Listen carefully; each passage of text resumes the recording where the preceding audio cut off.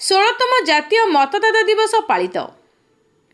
गणतंत्रर मूल आधार भोट अधिकार प्रति जनसाधारण को सचेतन करने उद्देश्य 16तम जातीय मतदाता दिवस जिलापाल सम्मिलनी कक्ष पालित हो जाइछि।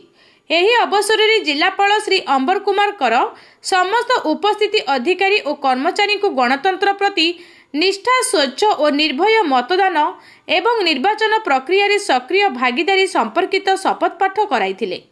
उक्त दिवस रे अतिरिक्त जिलापाल राजस्व श्री शिवानंद स्वाई, उप जिलापाल श्री तापस रंजन देहुरी, विभिन्न विभागीय अधिकारी और कर्मचारी माने उपस्थित रही गणतंत्र सुदृढ़ता प्रति निज अंगीकार पुनः व्यक्त करथिले।